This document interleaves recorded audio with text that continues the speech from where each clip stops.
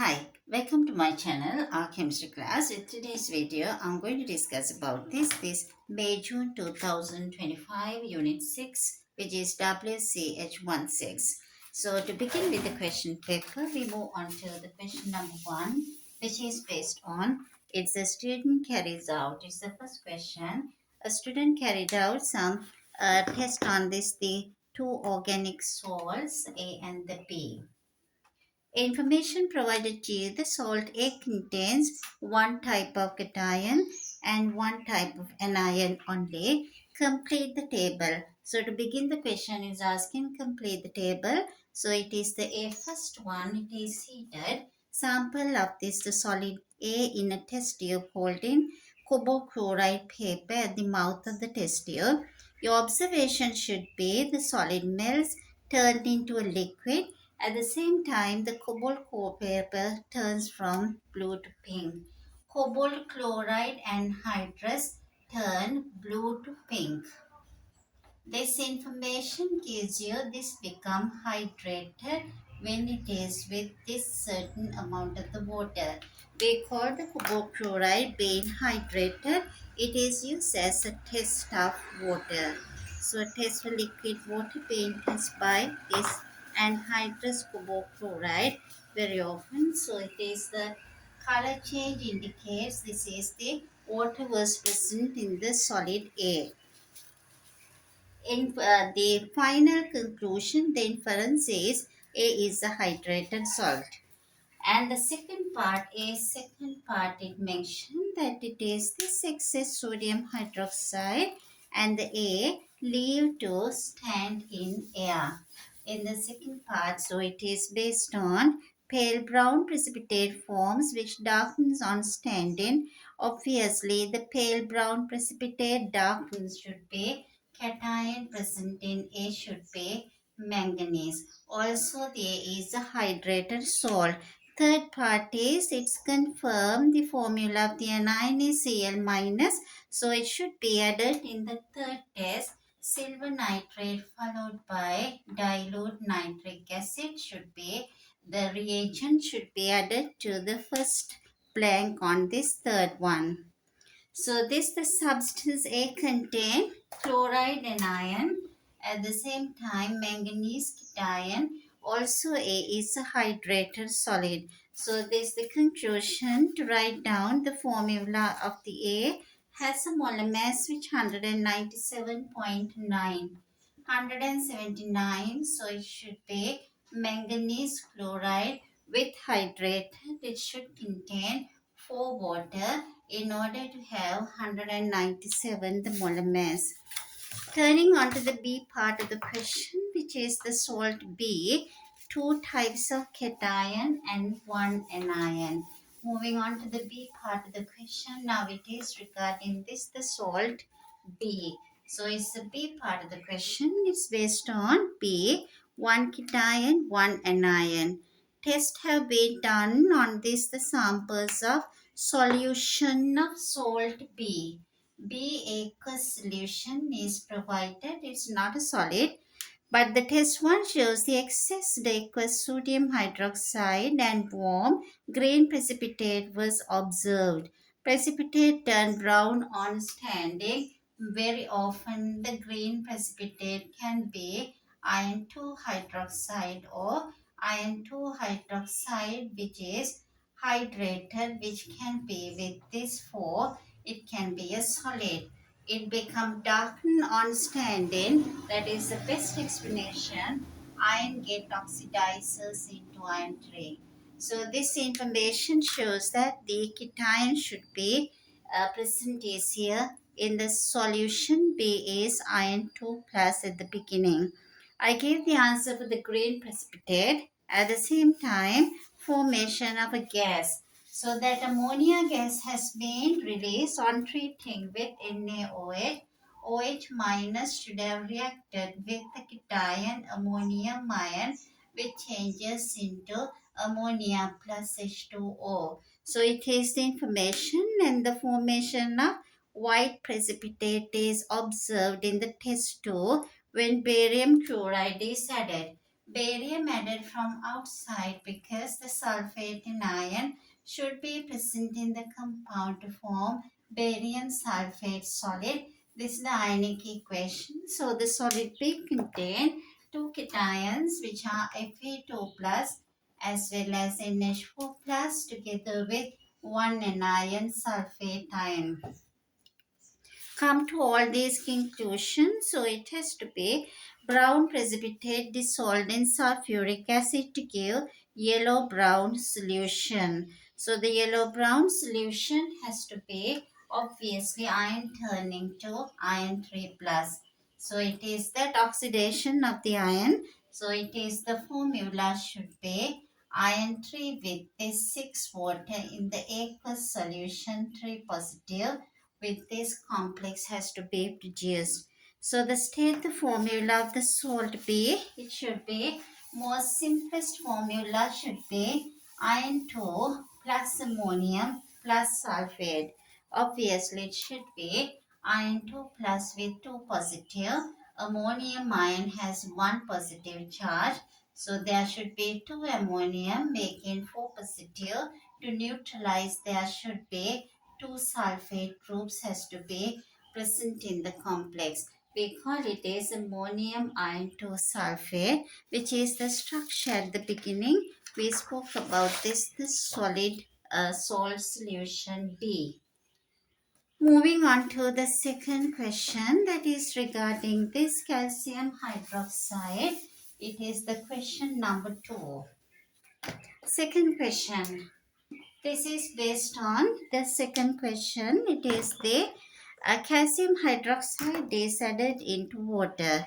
A reversible reaction take place, resulting is an equilibrium which is given in the equation calcium hydroxide solid. Calcium hydroxide solid is added into water. It changes into calcium ions as well as calcium ion aqueous plus 2OH minus OH minus aqueous ions.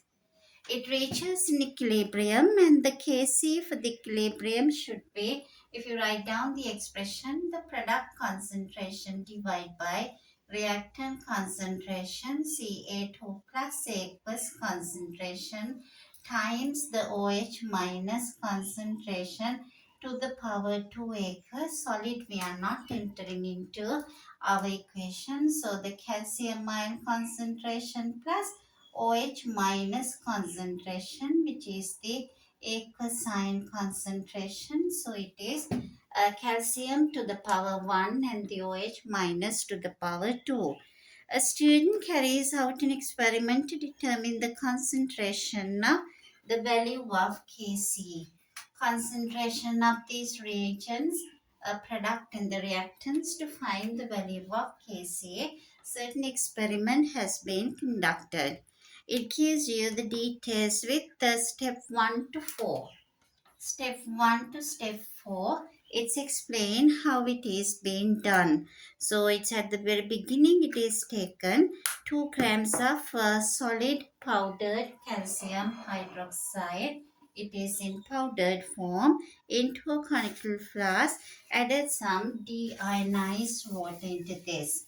So the equilibrium being established by adding 2 grams of calcium hydroxide into some deionized water. So after some time an equilibrium is reached, it has to be shaken the mixture well, leave for about a minute and then stop it for 1 day.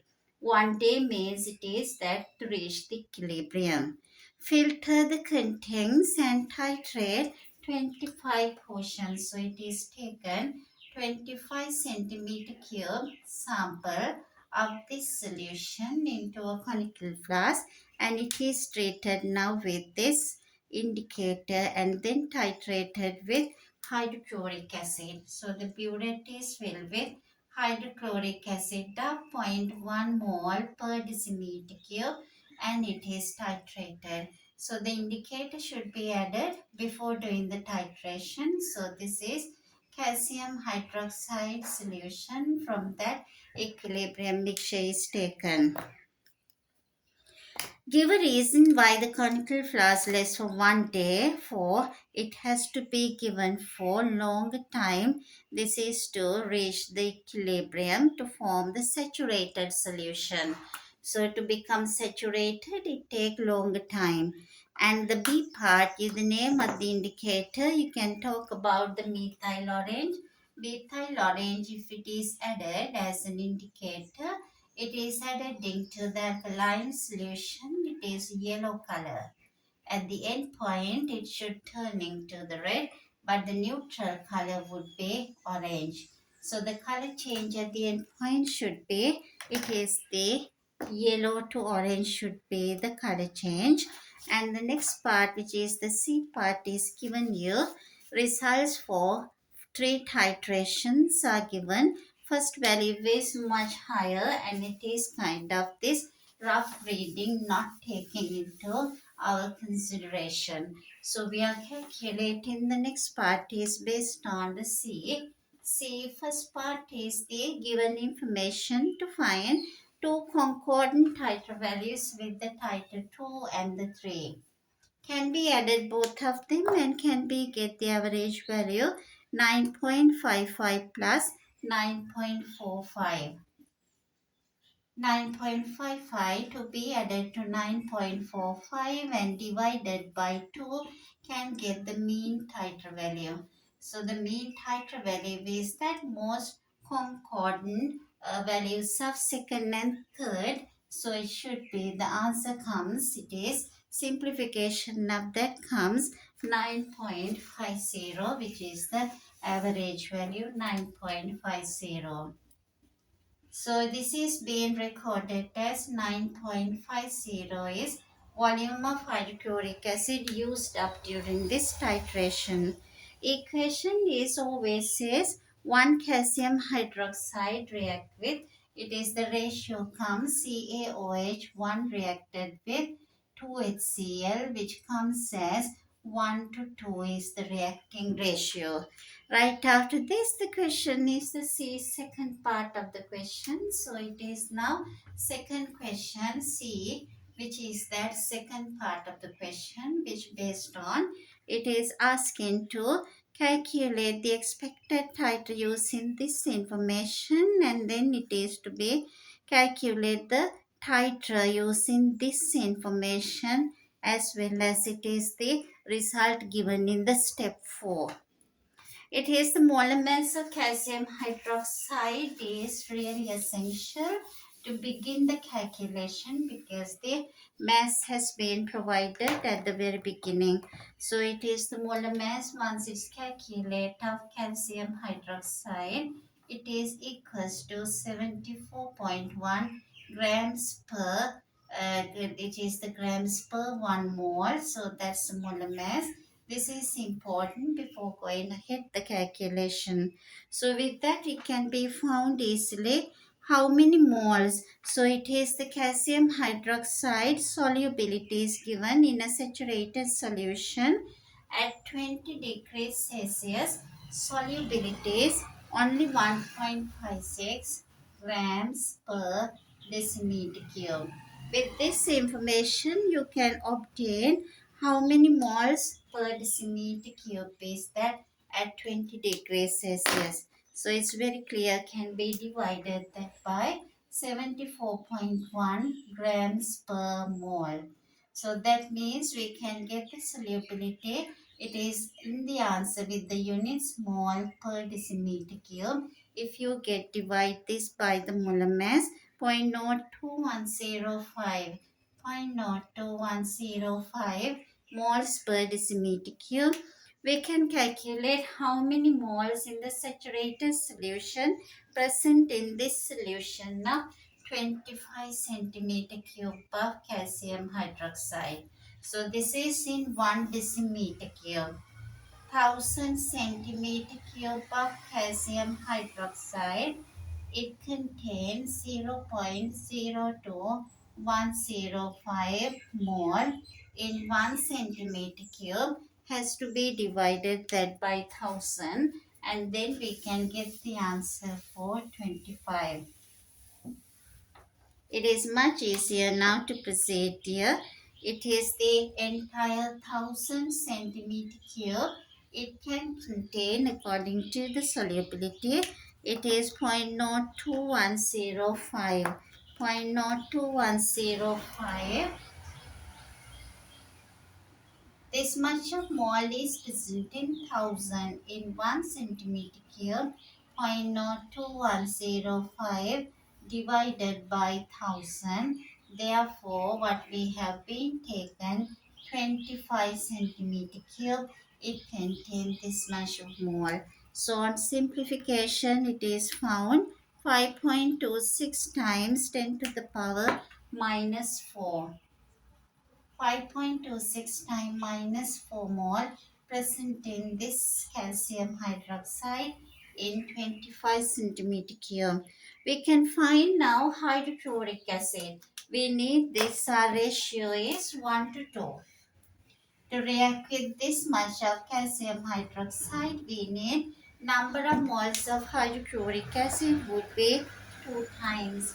So we can calculate now it is number of moles of hydrochloric acid has been reacted should be 5.26 times minus 4 mole multiplied by 2. So we get the number of moles of hydrochloric acid would be 1.0526 times minus 4 mole would be number of moles of hydrochloric acid. To find the concentration is given already. To find the volume has been used in this solution has to be for hydrochloric acid concentration is zero point 0.1 mole present in 1 decimeter cube. That means it is 1000 centimeter cube contain zero point 0.1 mole. So if we get the volume to our right hand side, 1000 centimeter cube is zero point 0.1 mole of hydrochloric acid. In 1 mole contain entire 1000 divided by zero point 0.1 centimeter cube. But now we need 0. It is the 1.0526 times minus 4 mole. So our volume would equals to 1000 divided by zero point 0.1 times 1.05 times minus 4. Answer comes in centimeter cube. On simplification, we get the answer is 10.53 centimeter cube. So this the concentration is provided for HCl. Therefore, we can say it is the volume of HCl. Volume of HCl. So we kept that 1000 centimeter cube contain 0.1 mole. Therefore, in 1 mole it is equals to this much of volume 1.0526 times 10 to the power minus 4 mole. So the answer we can simplify it's easy to obtain. Very final answer for volume of HCl would be this equals to 1000 divided by zero point 0.1 multiplied by 10.56 times minus 4. On simplification, we get the answer 10.53 centimeter cube. So though we got our titer value would be equals to around 9.50, exact volume needed was it has to be 10.53 centimeter cube. The third part of the question, solubility of calcium hydroxide decreases when temperature increases. Suggest why the mean titer for the experiment in C1 does not agree with the experimental expected titer value, because the temperature is not at 20. Very often the temperature is greater than 20, so that the volume is not the same as it is got in the titration. D part of the question, it is asking from the same values of the experimental data. It is now continuing. D part from the result. So it is mentioned results the experiment student determined. It is the concentration of calcium hydroxide to be it is 0.01, it is 0.190 mole per decimeter cube. So it's a concentration of calcium hydroxide. A student has been found as 0.0190 mole per decimeter cube. Calculate the value of Kc, including units from the student's result. So now we know our Kc expression is that it should be equals to calcium ion aqueous concentration multiplied by OH minus aqueous concentration to the power 2. So now we know the calcium ion concentration has to be 1 time because 1 calcium hydroxide dissociating to produce in calcium 2 plus 1 and the 2 OH minus. So the KH value should be 0.019 mole per decimeter cube. This should be multiplied by 0.019 to the power 2 and the mole square and the decimeter minus 3 to the power 2. Once simplify this to the square values, we get 2.74 times 10 to the power minus 5. So the answer becomes 10 to the power minus 5, the bigger value for the Kc, and it is the unit has to be 3 times of concentration unit should be mole cube and decimeter minus 9. It is asking the units as well as the value. So its value plus unit should be this whole thing mole to the power 3 and the decimeter minus 3. So we came to the end of the question number 2. We are moving on to the third question.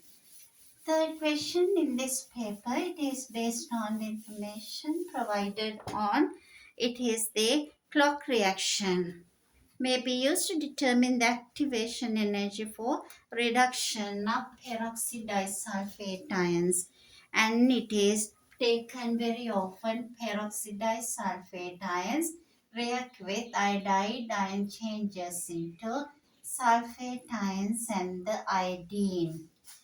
The reaction being provided and it's a small amount of thiosulfate is added to the reaction mixture which also contain some starch. So the reaction mixture originally contains some starch. At the same time, it contains little amount of this sodium thiosulfate S2O3 together with the reactants which are peroxide disulfate S2O8 2 minus as well as I minus. So it is allowing this prepare the water bath at the very beginning, and it is been managed to get this the temperature of this the contains around 50 degrees Celsius. It should be heated to increase the rate of reaction, also to overcome the activation energy. And using the burette, it's added the sodium peroxide disulfate ions into a boiling tube. Using a burette, instead of having this, we can have it is the boiling tube can be taken. This reactant can keep our water bath ready of 50 degrees Celsius. Boiling tube is a bigger version of a test tube, and it is made up with a special thick glass. So into this one from the burette it is added 10 milliliters of 0.02 mole per decimeter cube of peroxide disulfate ion S2O8 minus, and it is 10 centimeter cube is added. From the burette, according to 2 decimals, answer should be written. So it is added 10.0 centimeter cube. Into another second tube, it's added into 5 milliliters of I minus and the sodium thiosulfate and starch. Together with this, it is added into 3 other test tubes. So it is the one and another one and another one. So these are somewhat smaller compared to this our A, having all this mixture. Into each one is added now I minus ions in the form of potassium iodide. At the same time, it is added into the other test tube small quantity of sodium thiosulfate H2O3 2 minus, and to another one it is added the small quantity of starch solution. All these are being added and they arranged to the temperature to be reached around 50 degrees Celsius because that reaction needs to be warmed up. So this one is arranged and everything in the boiling tubes in the water bath thermometer to each when the temperature of the two solutions are the same as the water bath. Pour the contents of the second boiling tube into the first, stir and start a timer. We need the clock for this reaction. That is why we call as a clock reaction, because we are referring to a particular time taken to get certain observation. Basically, when there are certain amount of the iodine is reacted, it immediately react with the starch to form blue-black color. So it is then stop the timer and then it is the color changes from the blue-black. Record the time and it is always 1 over time would be the rate of the chemical reaction. So the rate has been found indirectly by the time taken. That is why it is a clock reaction. Repeat the experiment at several other temperatures. Then your first question, the first one after giving all this experimental part where how it is being done, it is the first question is asked. A first one, it is the third A first one. So it is asking explain why thiosulfate ions added to the reaction mixture, because when the iodine generated at the very beginning, so it is that we can delay the color change, because when the iodine is generated it react with thiosulfate ions first and it is reacted with the thiosulfate 1 to 2 reaction is 4O6 2 minus and I minus ions are generated. So we can delay once all the iodine, because all the iodine initially produced immediately react with the thiosulfate. When all the thiosulfate are finished using, then iodine start react with this starch. This is the time we see that the blue-black coloration. So the blue-black coloration is our target to find the time taken. So it is delay the time is easier by using small quantity of sodium thiosulfate. Moving on to the B part of the question, it says, on to the B part of the question is moving. It's explained why a burette. Why burette? Why not? Measuring cylinder is used to add the starch solution. Best answer is total volume should be kept constant to be fair with the experiment. So it is that starch indicator does not need to be exactly the same, but we need to keep the same final total volume. So in that case, we have to add this also in a fixed volume and it should be accurate as well. Then the state the color changes, it has to be from the colorless solution to blue-black color change when it is changing with this the iodine and the starch. Results are given to you. You are supposed to find at 43 and it is this 31 degrees Celsius. It is the temperature in Kelvin. That's easier.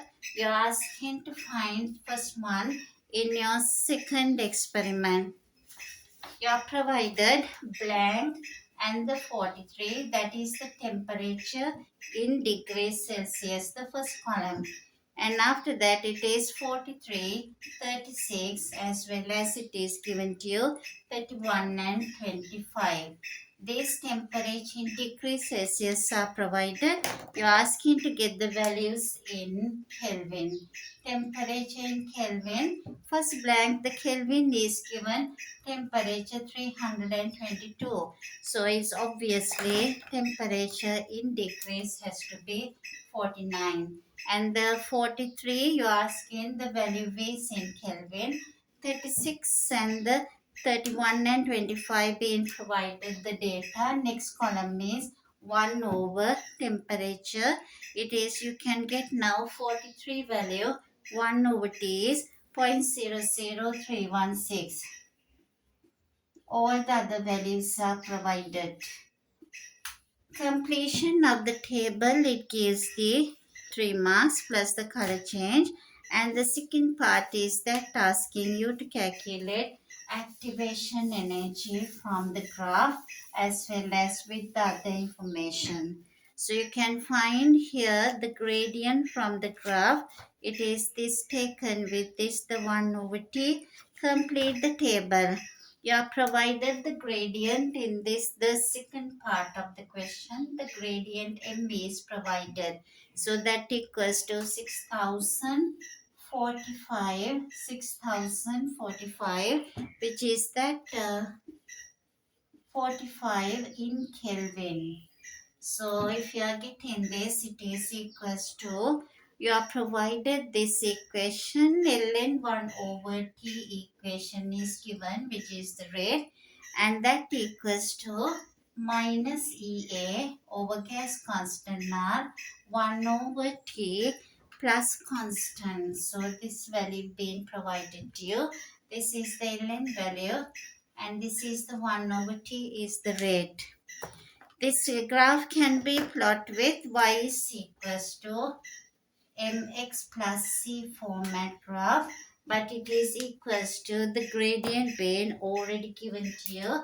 This equals to minus Ea over R. So the gradient is given to you. You are supposed to get the final answer for the activation energy, which is quite straightforward calculation. And usually they provide what is this called the graph data, and from the graph you are supposed to get the gradient. Gradient is minus Ca over R. Gradient is negative 6045 Kelvin. Minus CAR is 8.31 joules per mole. So you can see both the negative values cancel off. So EA is 6045 K times 8.31 joules per mole. So it has to be joules per mole, and finally you are getting the answer joules per moles per Kelvin value get cancelled. Finally answer is joules per mole. So you get that joules per mole divided by 1000. Once it is divided by 1000 can be obtained, the answer is plus 50. So when you simplify, it has to be taken minus Ea over R. Therefore, Ea value is equals to 6045 negative is minus, and the 8.31 joules per mole per Kelvin. So you'll be getting this answer in joules divided by 1000, minus get cancelled. So it is Ea comes as a plus answer, which is plus 50 and 50.2 kilojoule per mole. So that is the activation energy. Kelvin get cancels with this Kelvin, 6000 Kelvin. So it is now final answer is 50.2. It is in kilojoule per mole. Moving on to the question number 4, which is based on again, it's the esterification from ethanoic chloride as well as it is the alcohol. Question number 4 is the esterification reaction. Reactants provided for this esterification is, we call it is that purification of phenyl benzoate. So it has to be the phenyl benzoate. So it is uses the phenol as an alcohol, as well as it is that kind of this the acid chloride we call benzoyl chloride. Benzoyl chloride react with phenol and it is reacted to get this the ester, and the byproduct during this reaction is the hydrogen fluoride gas is the other product in this one, which can be taken into the gas and it can convert into the acid as well. So the data provided 5 grams of phenol is mixed with it is the conical flask 90 centimeter cube of 2 mole per sodium hydroxide, 2 mole per decimeter cube of sodium hydroxide. 5 grams of phenol is added to sodium hydroxide, which is the sodium hydroxide concentration is provided as the 2 mole per decimeter cube, 90 centimeter cube, 2 mole per decimeter cube.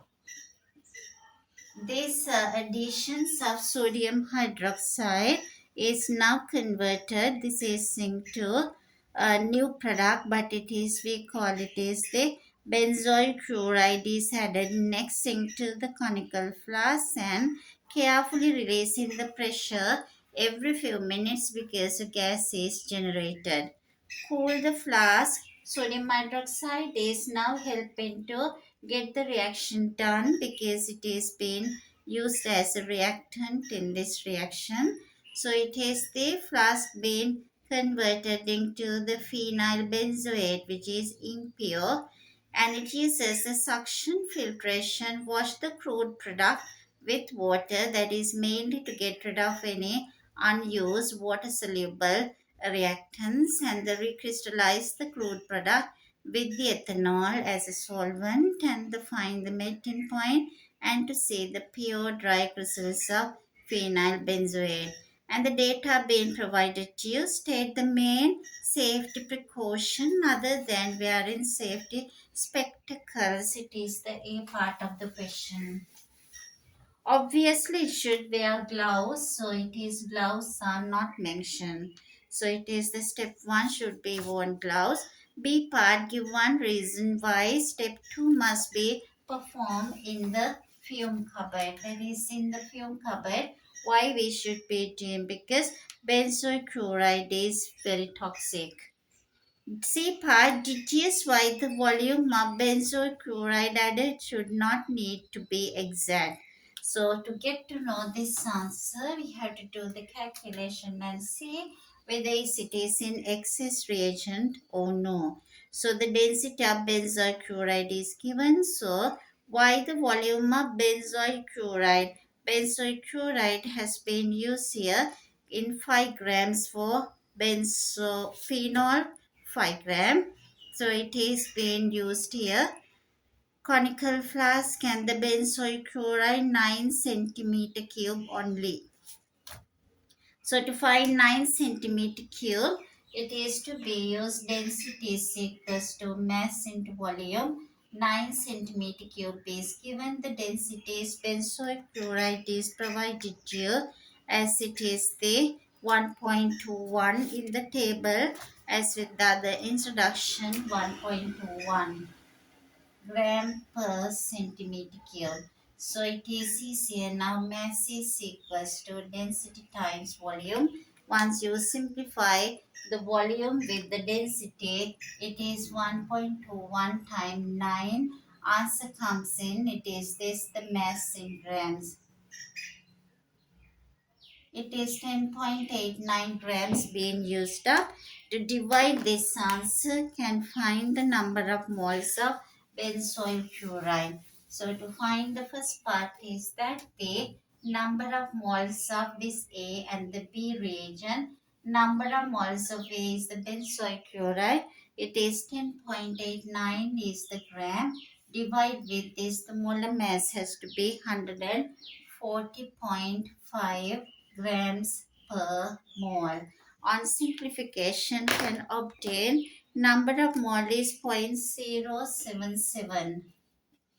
0.0775. So it should be, this is one reagent which is used in the reaction. The other reagent has to be the ethanol. So sorry, this is a phenol, 5 gram. Phenol should be found as we had written the B. So for the A number of moles we calculated right now, 0.0775 mole has been added in the reaction. And to find the number of moles of the phenol, it uses 5 gram. Number of moles of B, which is phenol, 5 gram, should be divided by the molar mass of phenol, which is this 94. 94 grams per mole divided by 5 grams is given the answer 0.053. 0.053 mole. So it is clear now, it is the excess reagent is 0.0775. So therefore 0.005 benzoyl chloride is excess. So it is not necessary should get this the exact volume, because it is anyway excess. Limiting reagent has to be the phenol, which is written as the B here. Then you ask in the D part, give two reasons why the crude product wash with the water. In the D part of the question, why this product obtained wash with the water, that is to remove any water soluble things, visa, sodium hydroxide, if any excess should be washed away. At the same time, NaCl, if it is generated during the reaction, HCl aqueous if present, all should be water soluble. So should be able to get rid of by washing with water. So that is this part, and the next part, all the information regarding recrystallization is given in the step 6 in the fourth question, which is the E part. There would be the steps. It is the 1, 2, 3, 4, 6 steps based on this recrystallization procedure. So your first one, the question is asking, suggest why the crystals are dissolved in ethanol at 60 even though this is lower than the boiling temperatures. So we are 100% aware then crystals do not melt. That is why it is being done. It is this, the melting temperature is 78. So dissolved in ethanol at 60, it is quite sure the crystals do not melt. Second part, why wash with the cold ethanol? Crystals do not dissolve in the cold ethanol. So to remove any kind of soluble impurities can be washed over at this temperature. F part is given you the Thiele apparatus, which is given you. You are asking to draw a label diagram. Thiele apparatus is very necessary to find the melting point of any compound. So it is having special side arm where it has to be used in order to keep your substance which is being heat distribution is quite easily when it is done with this kind of apparatus.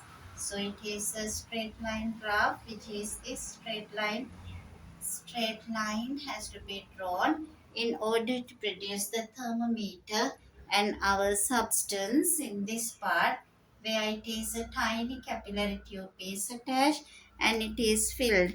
So if you are unable to draw the Thiele apparatus, can be drawn any boiling tube which contain, we are using some oil in the boiling tube and we can arrange through a cork here thermometer. To the thermometer, a tiny capillary tube can be arranged. A tiny capillary tube which is here next to this thermometer. Tiny capillary tube is packed with a solid substance. It is immersed in here and this has to be heated up, and this is what we can call here for tiny capillary tube in a boiling tube. So this is also possible. So it's a boiling tube. We put here the heat source and this has to be filled up with an oil, especially some paraffin oil. So into this one we immerse through this hole. Thermometer can be placed here. In the thermometer bulb, closer to the thermometer bulb, can be placed that tiny capillary tube. Tiny capillary tube which is next to it very often with this substance is placed over here. So this could be done with the help of this.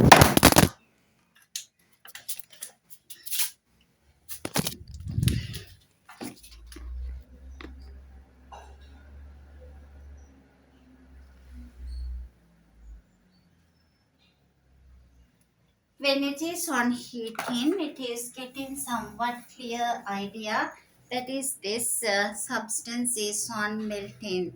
So the substance is on melting. So it is substance melt can read off this thermometer value.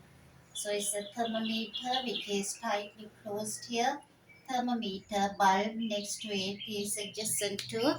It is placed at the tiny capillary tube here. Dip in the oil on heating. So can be kept the eye level and can be record the volume.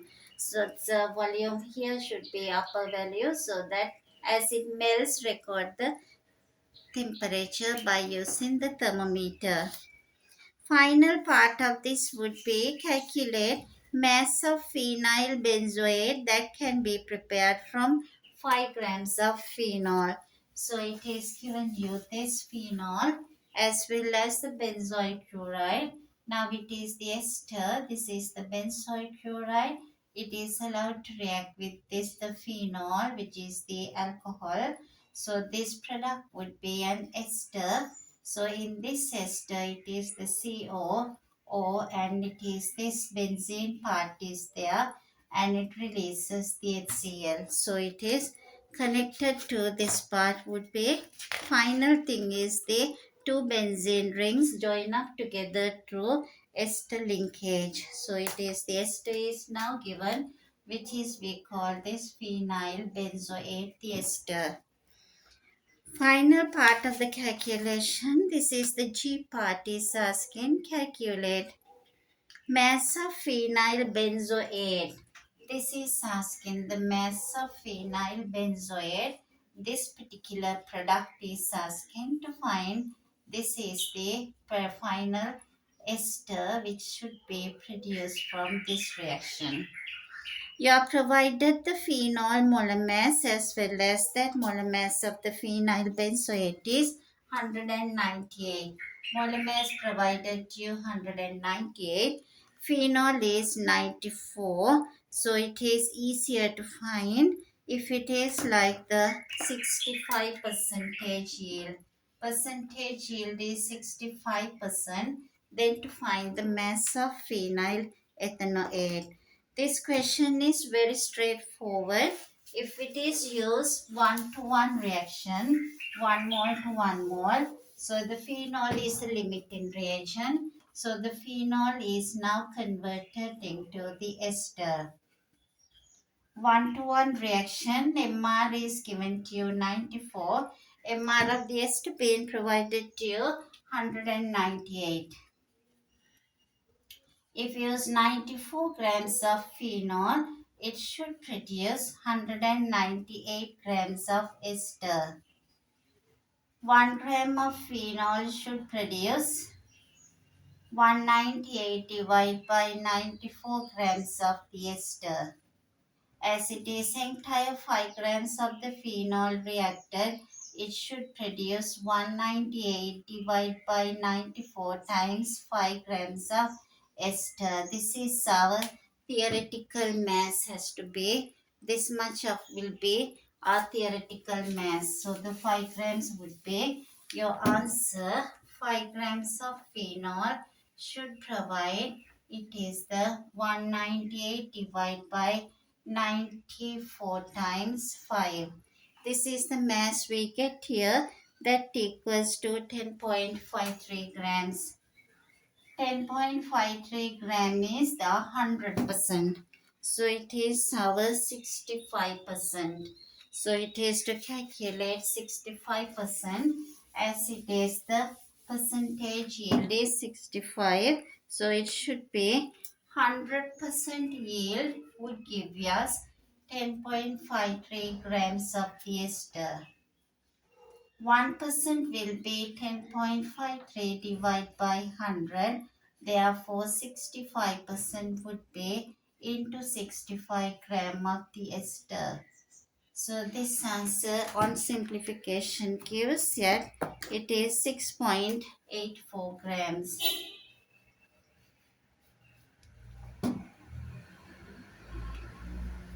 We came to the end of the entire Unit 6 paper. I hope you would get understood and how it is being done and then discuss the paper. Hope you understood. Hope to meet up you soon again with another paper discussion in another video. Thank you so much for watching.